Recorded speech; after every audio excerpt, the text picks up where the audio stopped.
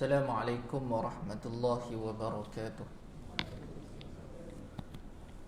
Alhamdulillahilladzi arsala rasulahu bil huda wa dinil haqq liyudhhirahu 'ala ad-dini kullihi walau karihal kafirun. Asyhadu an la ilaha illallah wa asyhadu anna Muhammadan 'abduhu wa rasuluh. Allahumma salli ala sayyidina Muhammad wa ala alihi wa sahbihi ajma'in. Qala rabbi shrah li sadri wa yassir li amri wahlul 'uqdatam min lisani yafqahu qawli.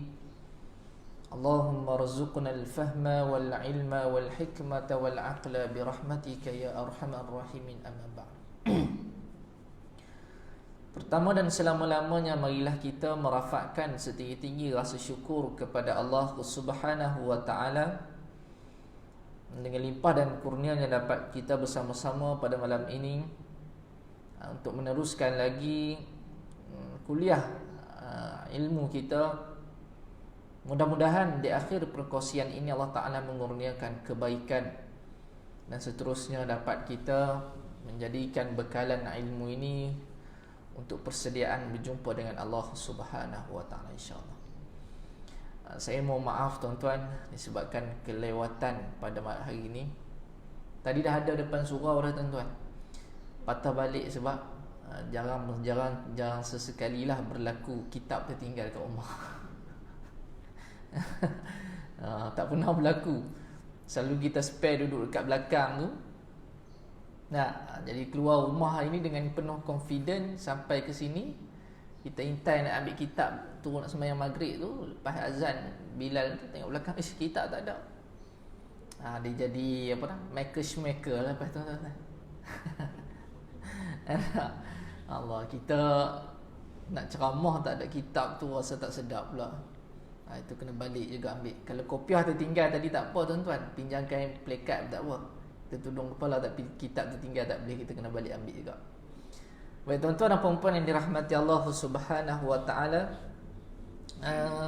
hari ini saya nak kupaskan satu risalah. Dipanggil risalah itu Salasuna Fatwa fi Sya'ban li Isti'dadi Ramadan. Sebelum ni kita banyak tadabbur tuan-tuan, mungkin hari ini sajalah nak kupaskan tentang kaedah, iaitu kaedah para ulama apabila mereka menghadapi bulan yang kita duduk sekarang ni lah, dipanggil bulan Sya'ban. Kaedah salasun, dia panggil kaedah 30 kaedah. InsyaAllah kita kupaskan mana yang sempat sahaja pada malam ini. Dan juga salasuna fatwa, bukannya fatwa hukum hakam tak tuan-tuan, tapi salasuna fatwa itu maksudnya 30 kaedah fi Sya'ban, pada bulan Sya'ban, li isti'dadi Ramadan, untuk menghadapi bulan Ramadan. Baik, dalam sebuah hadis Nabi sallallahu alaihi wasallam, an Usamah bin Zaid qala qultu ya Rasulullah lam araka tasumu syahran min asy-syuhuri ma tasumu min Sya'ban. Qala dhalika syahrun yaghfulu an-nasu anhu baina Rajabin wa Ramadan wa huwa syahrun turfa'u fihi al-a'mal ila rabbil alamin fa uhibbu an yurfa'a 'amali wa ana sha'imun. Daripada seorang sahabat Nabi sallallahu alaihi wasallam namanya Usamah bin Zaid. Siapakah Usamah bin Zaid ni tuan-tuan? Zaid itu merupakan anak angkat kepada Nabi sallallahu alaihi wasallam. Jadi Usamah ini anak kepada Zaid yang meriwayatkan hadis ini. Pada satu hari dia tengok Nabi sallallahu alaihi wasallam ini sentiasa berpuasa pada bulan Sya'ban, bukan penuh, tapi dia tengok kelaku sifat Nabi sallallahu alaihi wasallam ini. Banyak Nabi berpuasa tasumu min syahrin min Sya'ban. Nabi berpuasa pada bulan Sya'ban. Lepas tu dia tanya Nabi sallallahu alaihi wasallam, tanya, ya Rasulullah, aku melihat engkau banyak berpuasa pada bulan Sya'ban. Kenapa engkau membuat demikian ya Rasulullah? Kata Nabi sallallahu alaihi wasallam, dzalika syahru yaghfulun nasu anhu. Nabi kata, Usamah, ya Usamah bin Zaid, aku berpuasa pada bulan Sya'ban ini kerana ianya bulan yaghfulun nas, banyak manusia melupakan bulan Sya'ban ini. Nah, baina Rajab wa Ramadan, kerana Sya'ban ini terletak selepas bulan haram, bulan Rajab. Yang mana jahiliyah dulu pun, penjahat-jahat dia orang pun, dia orang sangat memuliakan bulan-bulan haram ini. Nah, jadi yaghfulun nasu anhu, banyak Nabi sallallahu alaihi wasallam kata ramai manusia melupakan pada bulan Sya'ban ini setelah mereka memuliakan bulan Rajab. Di antara Sya'ban ini, di antara Rajab dan juga Ramadan.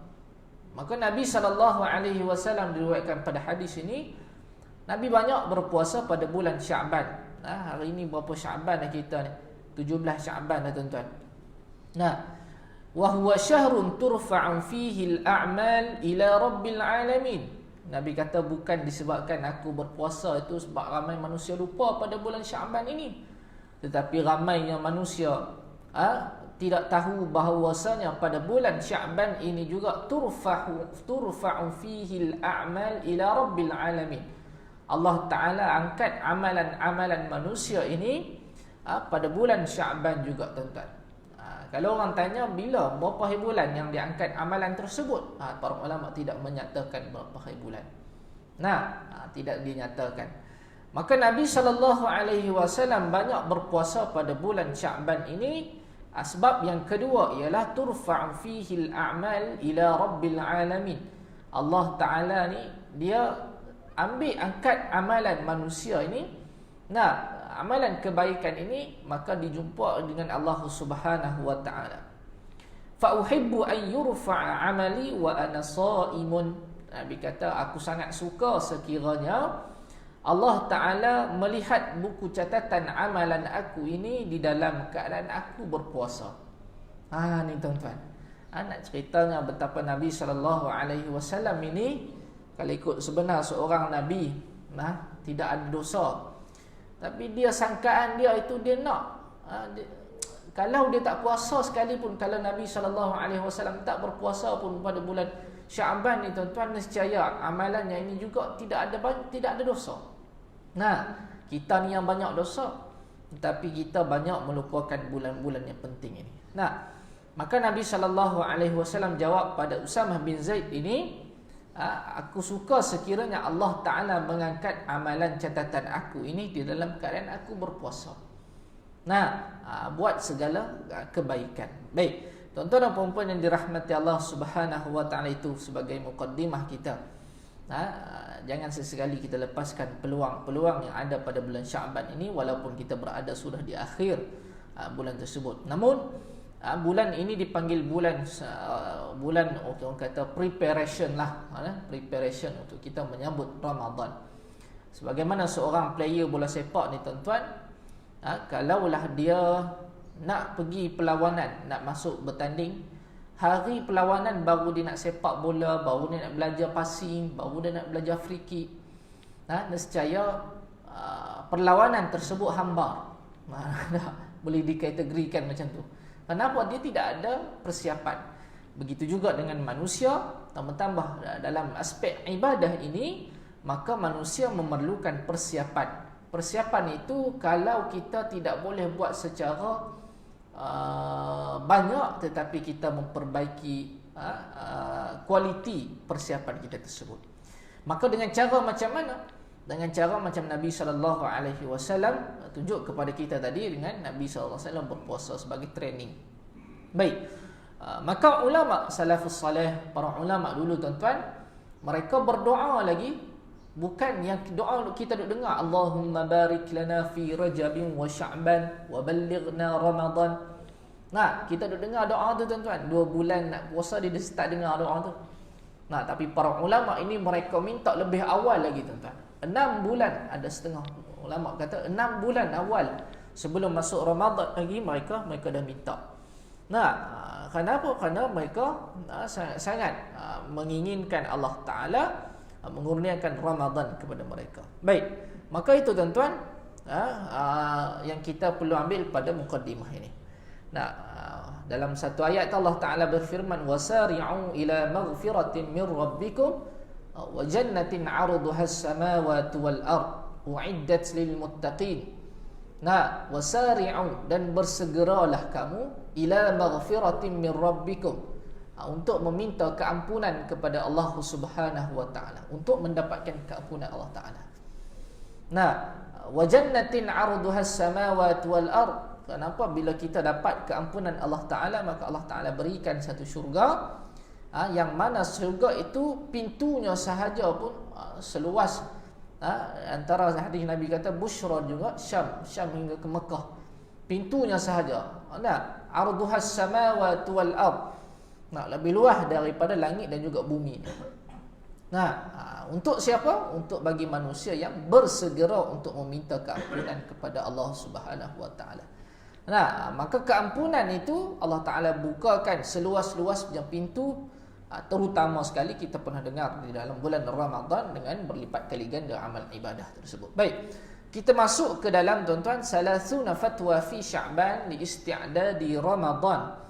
Antara 30 kaedah pada bulan Sya'ban yang para ulama menyiapkan diri mereka, li isti'dadi Ramadan, untuk menghadapi peperiksaan pada bulan Ramadan. Dia macam tu tuan-tuan. Dianggap sebagai Ramadan ini bulan peperiksaan, maka untuk kita study sekarang ni tuan-tuan. Tak guna kalau kita masuk dalam keadaan dalam dewan peperiksaan tersebut dalam keadaan kita tidak mengadakan persiapan. Baik, salah satunya, yang pertama sekali, para ulama bersepakat bahawasanya yang pertama sekali dipanggil sebagai tathhirul qulub. Maksud tathhirul qulub ini penyucian hati. Apakah makna penyucian hati? Adakah kita kena pergi hospital HTJ itu minta dekat doktor supaya belahlah dada kita, keluarkan hati kita ini, maka disiram dengan air zam-zam? Tidak tuan-tuan. Penyucian hati ini digunakan, kaedahnya ialah kita membuang segala amal-amal kita yang kita rasa macam bagi kita tu benda tu biasa, tetapi bagi orang soleh tu benda tu macam ni tak siqah lah orang cakap. Tak elok dibuat.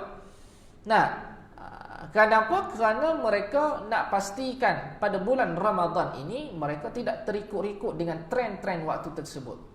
Sebagai contoh, pada bulan-bulan sebelum ini, kita pantang tengok remote television. Buka televisionnya, buka Akademik Fantasia.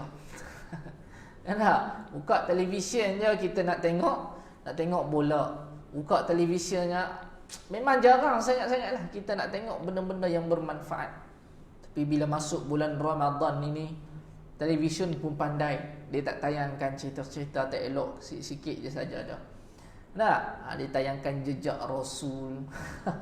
Benda-benda yang kenabian, sirah-sirah. Maka di situ kita perlu apa tuan-tuan? Tathhirul qulub, dipanggil sebagai penyucian hati. Cuba bayangkanlah tuan-tuan. Kalaulah kita dapat satu panggilan daripada seorang tetamu yang mulia, katanya nak datang ke rumah kita, tetapi rumah dalam keadaan yang bersepah tuan-tuan. Dengan kita pun, pakaian kita pun comot, tak ada persiapan. Rumah pula rumah yang bersepah waktu tu. Apa yang kita perlu buat waktu tu?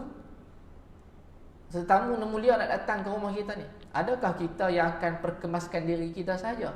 Kita biar rumah tu bersepah? Tak tuan-tuan. Semestinya kita akan pastikan rumah itu kita bagi persiapan yang cantik-cantik sikit. Apa tetamu mulia nak datang ke rumah kita. Itu dipanggil sebagai tathhirul qulub. Rumah itu diibaratkan sebagai hati kita sendiri, bersihkan sedikit demi sedikit. Baik, itu yang pertama. Yang kedua, adanya amalan-amalan yang kita nak buat pada bulan puasa itu, kita kena planning awal sekarang untuk kita membetulkan niat. Nak bersedekah ke, apa-apa sahaja.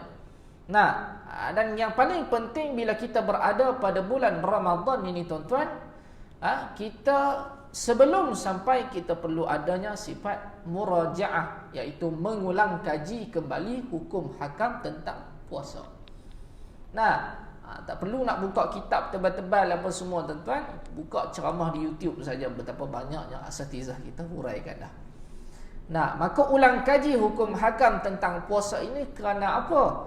Salah satunya kerana kita nak tahu matlamat puasa itu sendiri. Nah, bukan sahaja Nabi kata laisal ju'a wal 'atash. Puasa itu yang menyebabkan kamu dapat lapar dan dahaga sahaja. Nah, lapar dan dahaga saja dapat. Pukul 5, pukul 6 petang dapat lapar dan dahaga je. Nah, itu rugilah puasanya. Kenapa? Tidak ada matlamat puasa itu sendiri di dalam kehidupan dia. Yang dia tahu kerana apa? Kerana orang lain buat, aku buat juga. Nah, maka di situlah kena ada murajaah. Apa-apa amalan kita kena betulkan dalam bentuk niat yang baik. Nah, baik, itu yang kedua. Yang ketiga, perlu adanya sifat-sifat takwa di dalam diri. Ini yang selalu kita dengar tuan-tuan. Setiap kali Jumaat, mimbar, khatib naik ke atas mimbar, disebut ya ayyuhalladzina amanu taqullaha haqqa tuqatih wa la tamutunna illa wa antum muslimun. Kita pun dah dengar, rasa muak dengar. Khatib dah pesan suruh bertakwa je selalu. Tapi apa makna takwa itu sendiri? Nah, dalam satu ayat Allah Ta'ala sebut tentang puasa, ya ayyuhalladzina amanu kutiba alaikumus siyam kama kutiba alal ladzina min qablikum la'allakum tattaqun. Nah, wahai orang-orang yang beriman, ditetapkan kepada kamu ini berpuasa seperti mana orang sebelum kamu ini berpuasa juga, supaya kamu mencapai tahap ketakwaan. La'allakum tattaqun, supaya kamu jadi orang bertakwa. Takwa itu kita sering dengar, tetapi memahami makna takwa itu kita jarang sekali nak tahu detail yang tepat. Nah, apakah makna takwa itu sendiri? Kata Sayyidina Ali radhiyallahu an, orang yang bertakwa ini dikena ada 4 benda dalam diri dia. Yang pertama sekali dipanggil sebagai al-khawfu minal jalil. Orang yang bertakwa ni dia ada kena sifat dalam diri dia. Yang pertama ini takut. Takut kepada Allah Subhanahu wa ta'ala. Nah, dia berbeza dengan takut kepada harimau, kepada gajah. Kalau kata kita masuk ke hutan nak pergi memburu, tiba-tiba kita jumpa dengan harimau. Nah, takut kepada binatang buas macam tu, kita takut kerana apa? Kerana takut dia makan kita. Maka kita lari. Nah, tetapi takut kepada Allah Subhanahu wa ta'ala tak sama dengan takut kat binatang tadi, tuan-tuan. Nah, takut kepada Allah Ta'ala dia tidak kena lari, malahan takut kepada Allah Ta'ala kena makin dekat. Nah, itu tuan-tuan. Maksudnya al-khawfu minal jalil, takut kepada Allah Ta'ala itu bila berhadapan dengan Allah Ta'ala, sama ada di hadapan orang ramai, bukan saja dia tunjuk dia seorang je yang takut kepada Allah Ta'ala, tetapi belakang duduk seorang-seorang ibadah pun dia takut kepada Allah Ta'ala. Maka Sayyidina Ali kata ini orang ciri orang yang pertama, kena ada sifatnya. Yang kedua dipanggil sebagai sifat wal amalu bitanzil. Orang yang bertakwa ini dia beramal dengan apa yang diturunkan, iaitu Al-Quranul Karim, dan dia mengikut dan taat sungguh-sungguh, dan kemudian dia mengamalkan sunnah Nabi sallallahu alaihi wasallam. Itu orang yang bertakwa. Baik. Dan orang yang ketiga, ciri yang bertakwa ni yang ketiga dipanggil sebagai ar-ridha ataupun al-qana'ah minal qalil. Dipanggil sebagai redha ataupun rasa cukup dengan benda yang sedikit. Apa makna rasa cukup dengan sedikit? Kita tengok hari ni tuan-tuan. Nah, orang mula buat bisnes, buat jualan, macam-macam benda dia buat.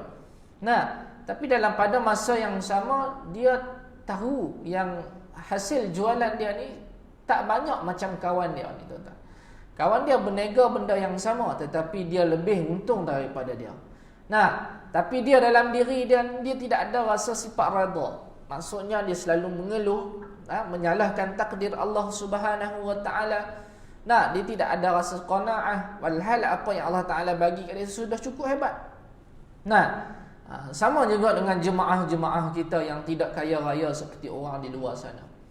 Nah, dengan rezeki yang ada, sempat dia datang untuk ibadah. Nah, Sempat dia memikirkan untuk mengabdikan ke rumah Allah Subhanahu wa taala.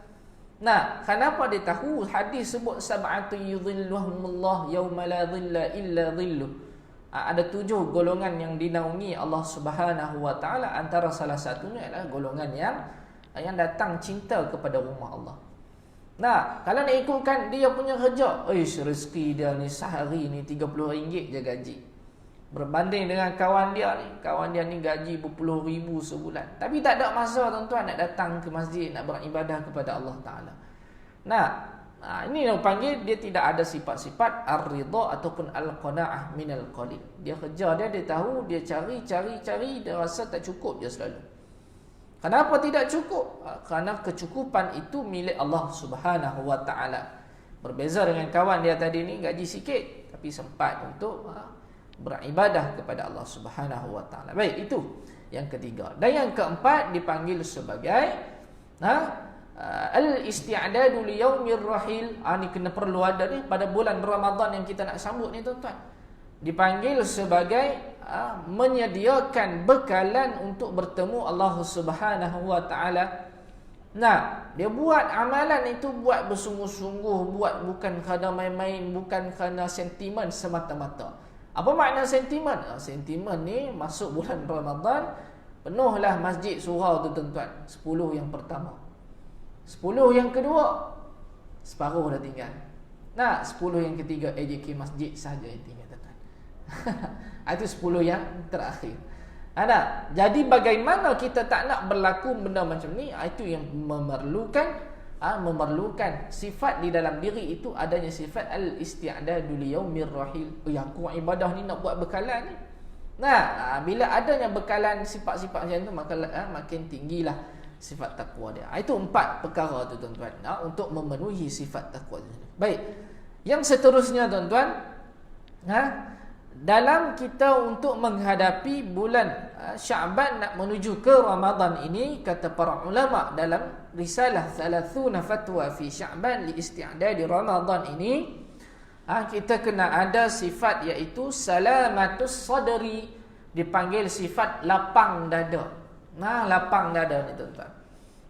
Dalam sebuah hadis Nabi SAW ditanya oleh seorang lelaki, "Ya Rasulullah, ayyun nasi afdal?"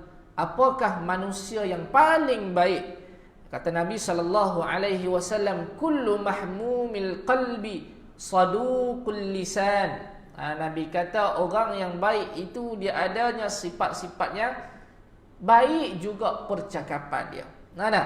Qalu saduqul lisan na'rifuhu fama mahmumul qalbi? Qala huwa at-taqiyyun naqi la ithma fihi wala baghya wala ghilla wala hasada. Yang dimaksud dengan percakapan yang baik ini, dia tidak cakap benda-benda yang meremehkan orang lain, tidak cakap benda-benda yang saja-saja nak mengutuk orang lain. Nabi kata itulah orang-orang yang cepat dapat salamatus sadri, lapang dada. Kalau kita perasan sendiri dari sudut psikologi pun tuan-tuan, orang yang banyak mengambil tahu, orang kata suka ambil tahu pasal orang ni tuan-tuan. Suka jaga tepi kain orang.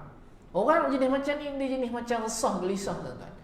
Dia rasa tak lengkap kehidupan dia kalau dia tak tahu satu-satu gosip ataupun satu-satu cerita buruk tentang orang yang dia dekat dengan dia. Maka orang yang rasa gelisah ni tuan-tuan, dia hilang rasa salamatus sadri ni, lapang dada ni tak ada. Maka Nabi kata untuk kita dapatkan sifat-sifat salamatus sadri ini, kena perbetul lisan kita. Tambah-tambah lagi nak masuk ke dalam bulan Ramadan yang mulia ini. Baik, itu yang ketiga. Baru 3:27 lagi tuan-tuan. 8:27 dah ni. Ini baru masuk yang ketiga. Baik, kita ambil yang mana-mana sempat saja nak. Baik, yang seterusnya yang keempat ialah kita sentiasa kata kaedah ulama ialah segera untuk qada puasa yang terlepas. Malam ni saya nak bagi tugasan kepada tuan-tuan dan kepada diri saya sendiri. Kita balik pakat-pakat buat. Apa dia tuan-tuan? Yang pertama sekali, kita balik ke rumah nanti, tanya isteri kita, tanya anak-anak kita, puasa yang lepas tu qada semua dah kau. Puasa yang lepas tu qada semua dah kau. Kenapa? Kerana itu adalah tanggungjawab kita sebagai seorang suami, ketua keluarga. Ambil tahu dari sudut tu saja.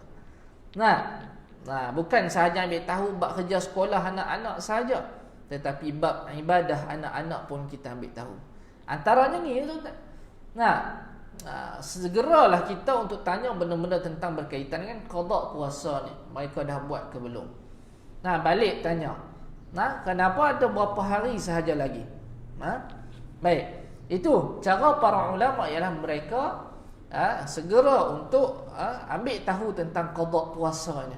Baik.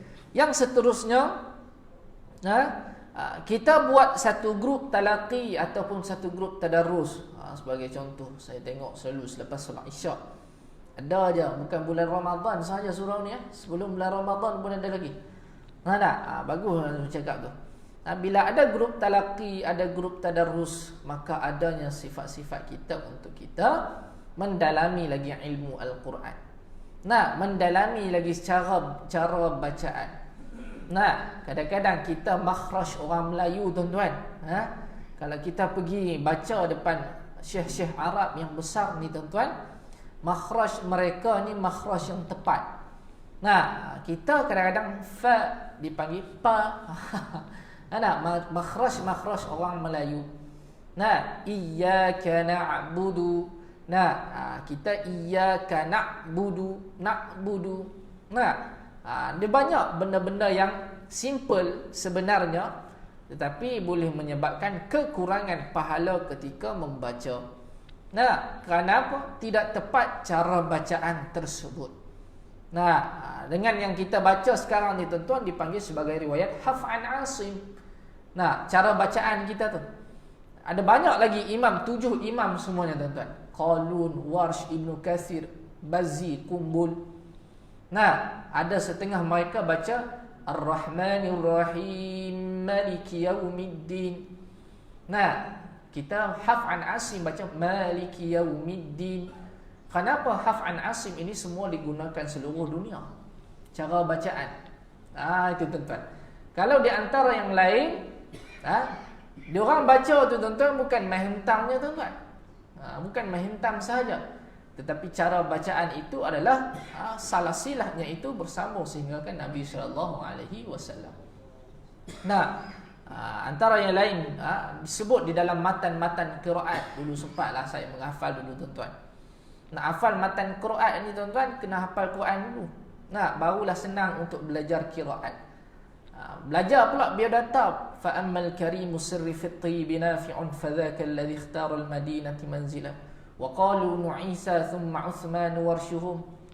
Rupanya Imam Warsh ni namanya Isa. Tu biodata nak kena baca. Masuk pula bab yang lain. Wa maliki yaumiddin rawihi nasirun wa inda as-sirat was-sirati likumbula bihaitsu ata was-sada zayan ashimmaha. Tu syok dulu tu hafal matan. Kenapa? Cara bacaan itu sendiri yang menentukan bagaimana kita nak, kenapa baca macam ni. Rupanya ada nas matan tadi. Tu, tuan-tuan. Alaihim ilaihim siratan waladaihim. Ada yang baca alaihimu, ada yang baca dengan alaihim. Kenapa? Antaranya ialah Imam Qalun membaca alaihimu ghairil maghdubi alaihimu. Kalau Warsh pula dia tidak baca macam tu. Cakap kalau sembang bab qiraat itu pening mana? Dia memerlukan benda yang fokus dulu tu. Itu penting.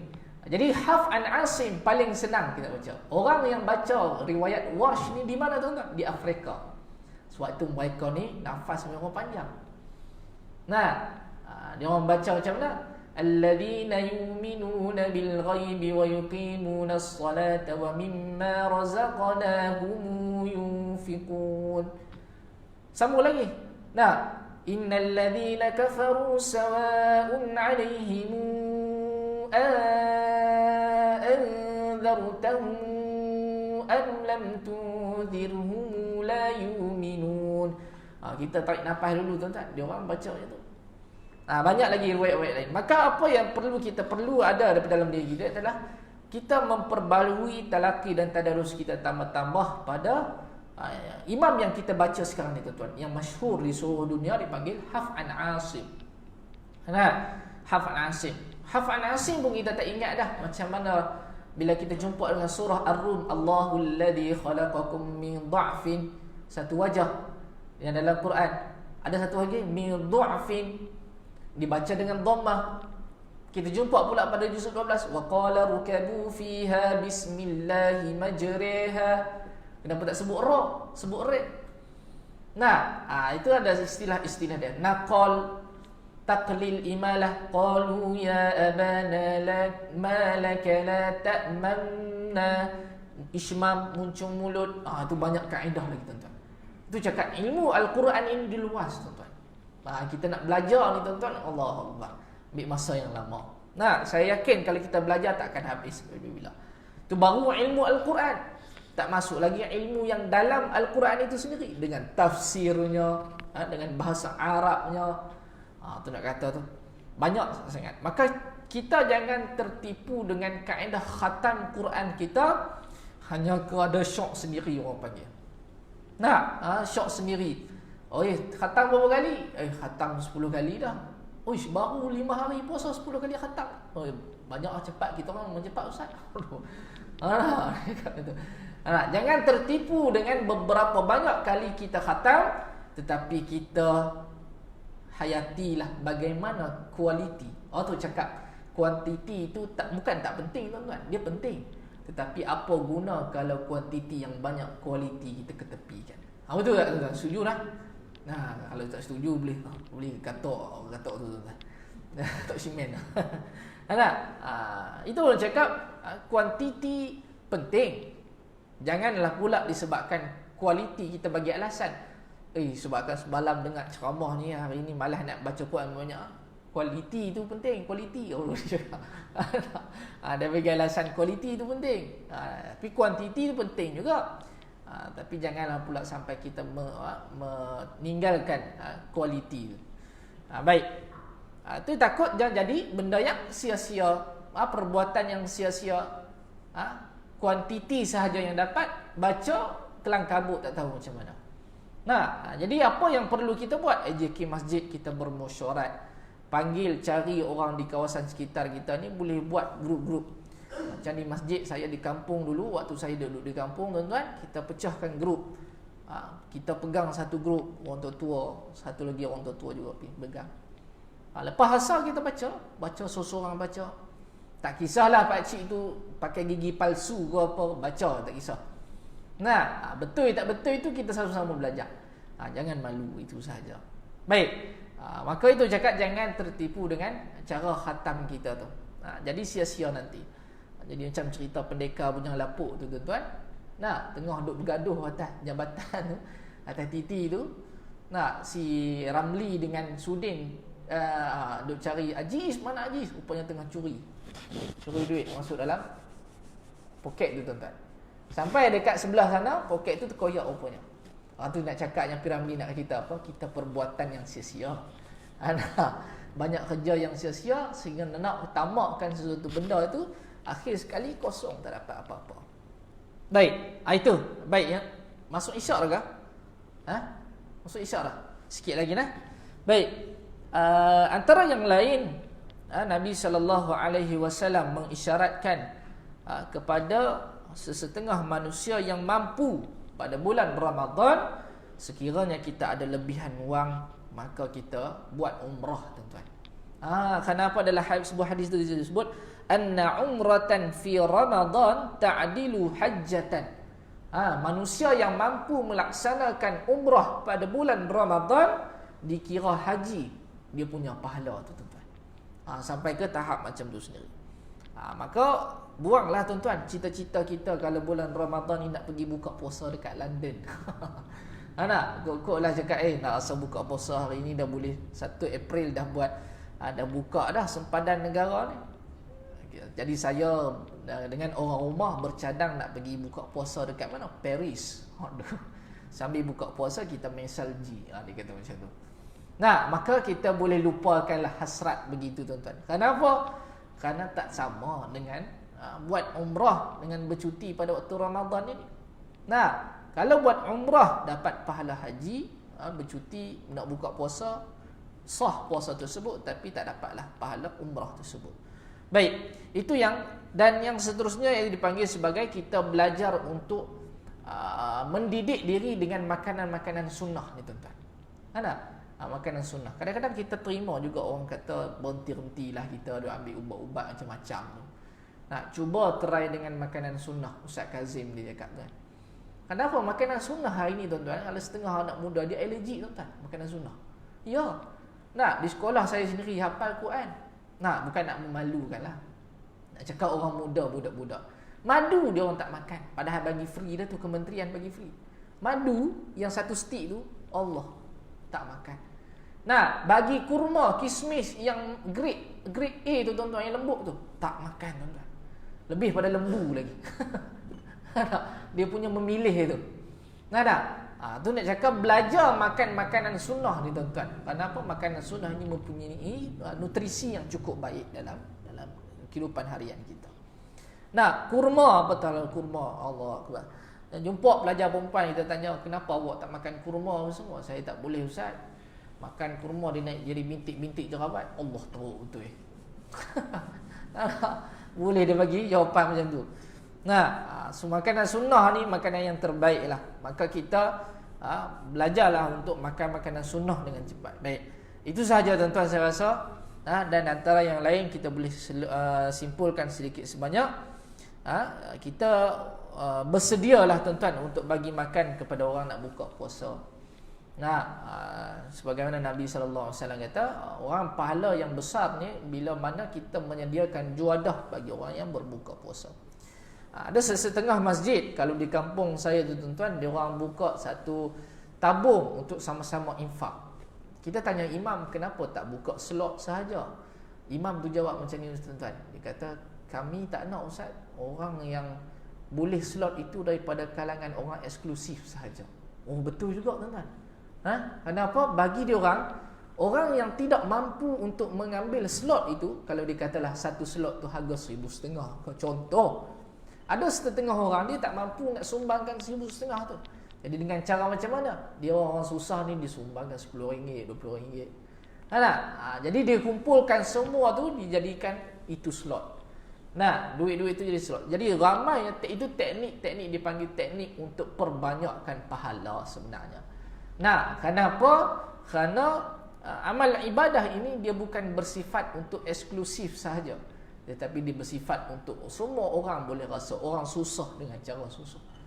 Nah, orang susah tak mampu pun dia boleh keluarkan duit untuk sama-sama top up. Baik, tuan-tuan dan puan-puan yang dirahmati Allah Subhanahu wa taala, saya rasa sekadar itu dulu.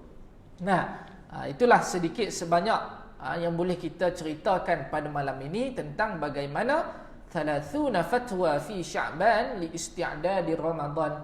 30 kaedah cara, tapi kita sempat sebut dalam 6 ke 7 saja. Nah, kaedah cara untuk kita persiapan di dalam bulan Sya'ban. Mudah-mudahan memberikan manfaat dan juga memberikan kebaikan puasa kita pada kali ini, memberikan satu panggil impak dalam diri kita untuk supaya amalan-amalan yang kita laksanakan itu dia bukan sepanjang bulan Ramadan. Nah, masuk saja Syawal, maka tinggallah 2-3 orang, imam, muazzin, dengan setiausaha masjid, 3 orang ni je ada. Nah, yang lain semua tak ada. Sebab apa? Letih dah Ramadan, duk push kau dah. Nah, kenapa kita buat amal ibadah ni kalau boleh nak konsisten? Hadis yang pernah kita baca di sini dulu. Bila Aisyah radhiyallahu anha ditanya oleh sahabat tentang bagaimana amalan Nabi sallallahu alaihi wasallam, Nabi kata, Aisyah kata Nabi sallallahu alaihi wasallam ni buat dengan konsisten. Itu ya kunci utama. Buat dengan konsisten. Kalau tertinggal buat. Nah, jangan buat terlajak over dan jangan pula orang panggil sebagai ambil sikap sambil lewa pula. Nah, buat sekadar orang panggil apa? Untuk konsistenkan diri. Betul rupanya tuan-tuan. Kalau kita buat amalan secara konsisten, kita tak akan rasa satu benda yang berat, tuan-tuan. Tapi kalau kita buat satu amalan itu secara yang mengejut, Contohnya apa? Kita buat kelainan. Hari ini kita top upkan, gandakan amalan kita terlalu banyak melebihi hari yang biasa. Dia akan datang satu sifat, satu hari nanti sifat rasa putus asa, rasa malas. Confirm tuan-tuan. Ada? Confirm memang akan datang benda tu. Saya dulu tuan-tuan pernah sekali tu kita mengulang Quran sehari ini 2 juzuk, 3 juzuk, 60 muka surat. Bagi saya itu mungkin bagi orang lain mungkin ada setengah orang kata banyak, ada setengah orang sikit. Kita mampu 2 ke 3 juzuk sahaja sehari untuk kita mengulang. Sebab apa? Quran tu kita ingat dah, cuma kita baca, kita tengok, kita baca, kita pandang tempat lain. Tambah-tambah dulu waktu mengaji dulu duduk di kawasan Tasik pula, kita baca sambil tengok keindahan alam. Dia rasa tak rasa sedar. Habis kejap. Tapi bila sekarang, bila kita nak gandakan daripada 2 ke 3 juzuk sehari, kita nak gandakan 5 ke 6 juzuk sehari, dia boleh buat. Tapi dia akan datang satu rasa Allah beratnya malas. Sebab apa? Kita buat terlajar over daripada kebiasaan.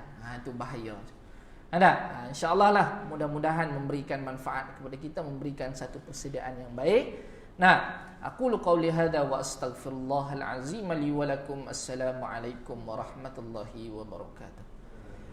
Bismillahirrahmanirrahim. Alhamdulillahi rabbil alamin, wassalatu wassalamu ala asyrafil anbiya'i wal mursalin wa ala alihi wa sahbihi ajma'in. Allahumma ighfir lana dhunubana wa liwalidina warhamhum kama rabbawna shighara. Allahumma khtim lana bihusnil khatimah wa la takhtim alaina ya Allah bisu'il khatimah. Allahumma rzuqna al-fahma wal ilma wal hikmata wal aqla bi rahmatika ya arhamar rahimin. Rabbana atina fid dunya hasanah wa fil akhirati hasanah wa qina adzaban nar. Wa sallallahu ala sayyidina Muhammad wa ala alihi wa sahbihi ajma'in. Alhamdulillahi rabbil alamin. Taqabbalallahu minkum.